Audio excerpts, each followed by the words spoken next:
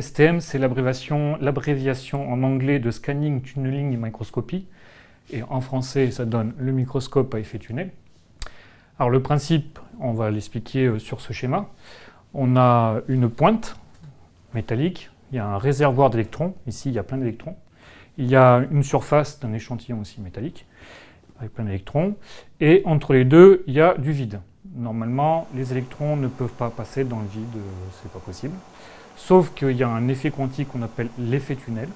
Et lorsqu'on applique une tension entre la pointe et la surface, qui est représentée ici par une différence de niveau, les électrons peuvent passer dans le vide pour passer de la pointe à la surface.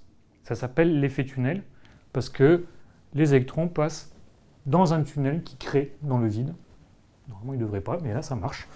Et donc, on a les électrons qui passent de la pointe à la surface. Ces électrons, donc, du coup, vont générer un courant et on va se servir de ce courant, de ces électrons qui passent entre la pointe et la surface, pour aller observer la surface avec une résolution atomique. Alors, ça, c'est l'aspect, on va dire, théorique. Après, il y a l'aspect un peu pratique. Pour que les électrons puissent passer, il faut que la pointe, bon, d'une part, soit très très fine. Donc, on a une pointe qu'on va affiner avec de l'électrochimie. Et ici, on a quelques atomes en bout de la pointe. On a la surface, ici, dans notre cas, c'est de l'or. Et on va approcher la pointe de la surface avec une distance qui est de l'ordre du nanomètre. 1 millionième de millimètre. Donc, un nanomètre, c'est 1 million de fois plus petit qu'un millimètre. Très, très près. Et à ce moment-là, effectivement, il va y avoir un courant qui va passer entre la pointe et la surface. On se sert de ce courant pour, après, faire ce qu'on appelle un balayage de la surface. Donc on va balayer la surface.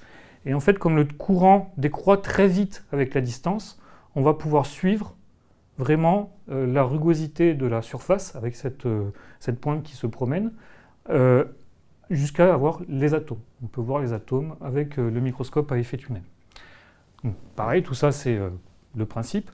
Quand on regarde comment fonctionne un microscope à effet tunnel, en fait, on a donc la pointe avec son tube piezo qui permet de faire des déplacements très très petits, puisqu'il faut qu'on fasse des déplacements à l'échelle atomique, c'est-à-dire des déplacements avec une précision du picomètre.